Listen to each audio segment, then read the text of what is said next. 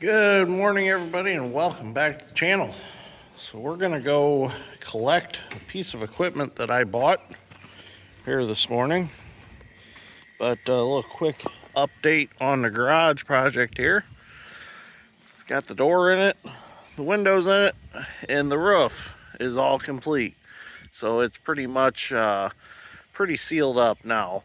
The siding, soffit, and all the rest of that stuff will be here not this coming week, but next week. So then that'll be all put on, and then hopefully the overhead doors follow shortly behind that. So it's looking good. I really like it.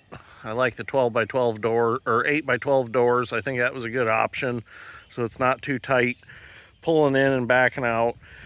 And then being 30 by 30 in general, I think it's going to be a nice size garage. You don't have to worry about banging car doors into each other in there and all that. So I really like the way it's turning out. I think it was a good idea to go a little bigger than a normal 24 by 24 two-car garage. So anyways, let's go get the trailer hooked up to Dad's truck and get on our way. We got to meet with my buddy Drew Swanson. He's bringing a tractor and loader to assist us in loading this piece of equipment. We're going to get it loaded up, get it on a trailer, and get it back home. So see if you can guess in the comments below what we're going to get. And also, the grass is looking really nice. We keep getting these rains, and I've had to do very little watering with the sprinklers. It's turning out real nice.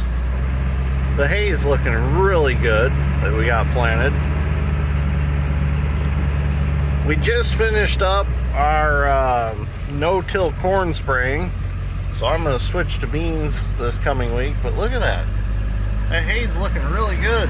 The moats are looking good, and the hay's growing under them. I like it. Looks real nice. But I gotta get these beans sprayed. They're we got a lot of small grass in them, and few mare's tail here and there, but the Buccaneer, which is Roundup, and the Liberty will kill those off. They're a little thin right there in that sand spot for some reason. So alright, let's get to Dad's shop. Well, Dad and I made it to where we're going. Now we just gotta wait for Drew to get here with the tractor. So in these weeds right here is what we come to get. You can barely see it in there, but we'll get it out of these weeds and you'll see what, oh, you can see the back of it here. Yeah. Yeah, you can see the decal right there. Oh, yep. Alright, so as soon as Drew gets here, we'll get it out of these weeds and get it on the trailer. Here comes everybody's favorite Castonia tractor salesman, Mr. Drew Swanson himself. It's a nice little tractor.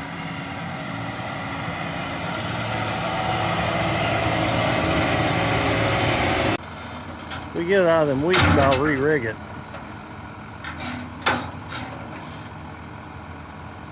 Must be stuck in a slight hole there. There it goes. There we go. Oh, got it worked loose. Well, that'll work. Should be able to turn and drive it right on the trailer.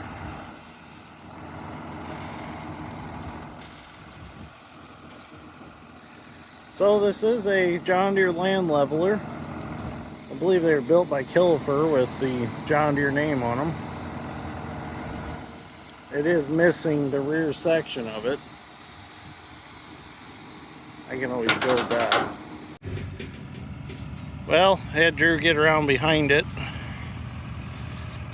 We chained it to his bucket. Now the goal is just drive right up to the back of the trailer and set it down.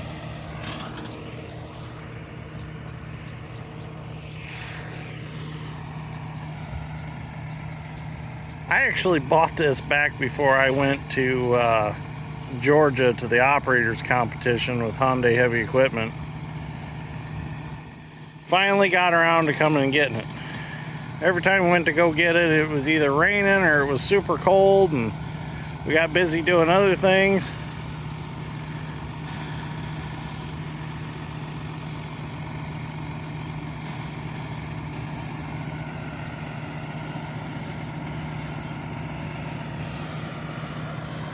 Look at it. Look at him in there. So concentrated. If you want to buy any John Deere stuff, go see Drew at Castonia Tractor in Malden, Indiana. He's one of their top salesmen. Oh yeah, this is gonna be nice.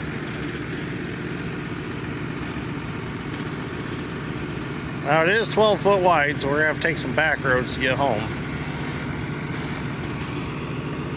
When we get home, we'll set it off the old 690B.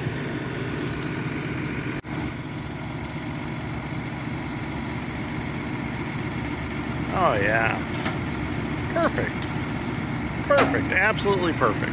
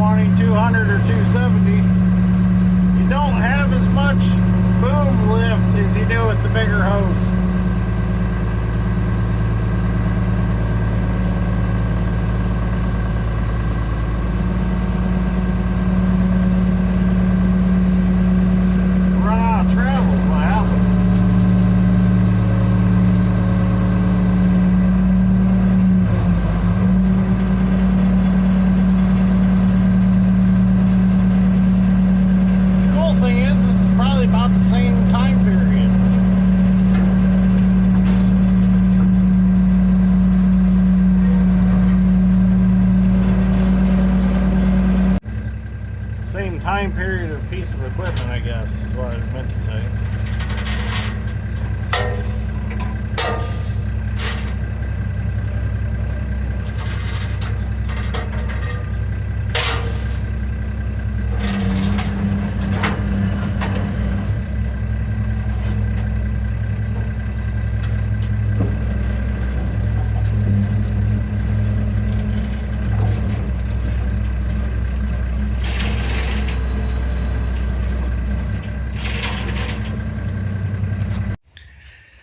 So we got the 1935 all unloaded, and that is a model 1935 John Deere. It's gonna need some work, especially on this little front dolly wheels, I suppose you could call them. The hitch is bent, but that just looks like it's two 4-inch C channels welded together. That's no big deal, can fix that. And then this little axle's bent, as you can see right here. So I can cut them spindles out, weld them in a new heavy wall pipe, and make a new hitch for it. But other than that, it's not in too bad a shape. It needs hoses, that's why we can't play with it right now. I don't have time to replace the hoses, but it's definitely gonna need those. And I'm sure that cylinder's probably gonna end up leaking. But this thing's gonna be pretty cool when I start using it. I would like to find a set of wheels or make a set that go in the back. They just came farther out and I guess help balance it out. I need to find some literature on it so I can do some reading and learn its capabilities. But it's got unload, auto, and then load. I'll have to figure out how all that works. Gonna need some tires and at least one rim. But hey, it's a start. I didn't have one before, and now I've got one now, so it's gonna be something cool to play with, something cool to have around. All right, Dad and I are gonna go do some spraying this afternoon and see if we can get some of that done. Maybe I'll get a little video of him spraying, but here's the actual tag on it, right there. 1935 000187 is the serial number. All right, so let's go do a little spraying. All right, so we decided not to spray because as you can see over to the north right there, it's dark. There are some little storms on their way, so there was no point in going and spraying. So what we did was we went ahead and we had some algae issues in these tanks. We pressure washed them out. We cleaned them out the best we could. I got some algae killer for swimming pools put in them and filled them back up with water. So when we can spray, we'll be ready to spray. I wanted to address a couple air issues on the truck. So can you hear that air leaking? Hear it? We're gonna fix that. Hopefully this fixes it.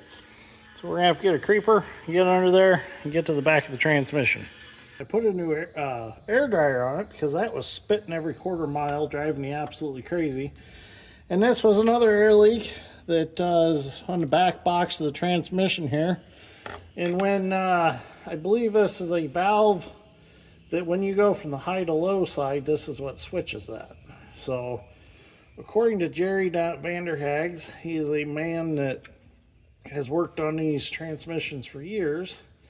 There's that little valve in here and the O-rings get bad on it, and you change that out and that'll solve the problem. I see it up in there. See if I can get that out of there somehow. I don't know how much air pressure's on it. Oh, just run my phone over with the creeper, that's all right. All right.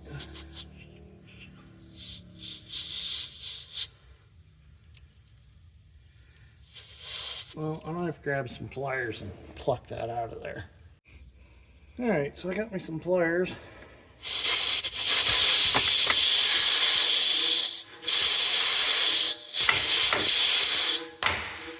Well, I ain't coming out.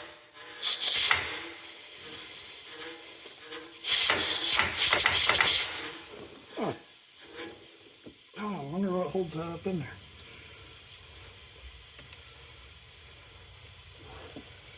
Looks like just O-rings that hold it in. Yeah, I think we just need to jerk it out.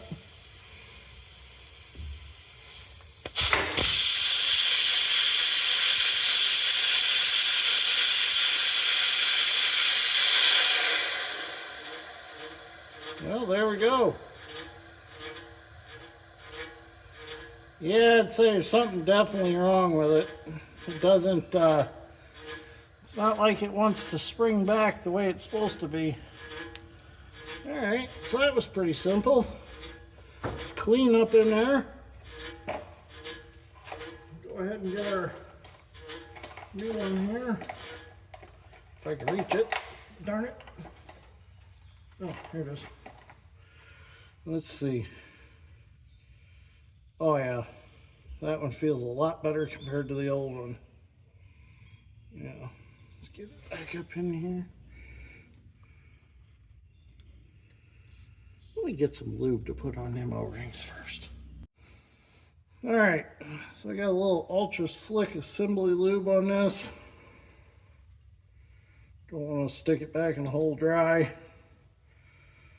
Yep, that'd be nice. All right, there we go. Push it back up in there. It's like so. Looks good. I'll take this ratchet handle and gently push. Yep, there it popped in. All right. Put our plug back in. And hopefully we have solved our air problem. And then get rid of one more air leak on the truck. Well, now, why won't you start for me? Huh.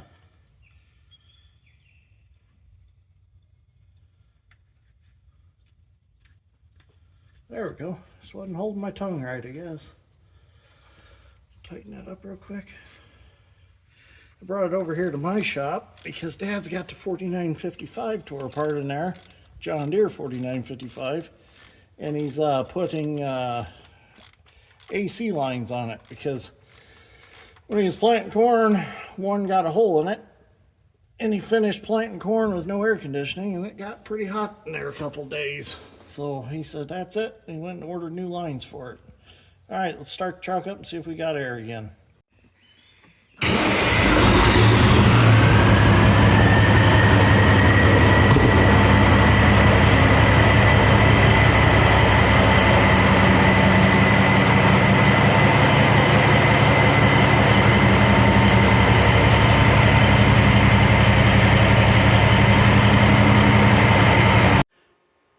Well, I got the Pete out of here. It started pouring down rain, so I had to hurry up and I run it back to my dad's place.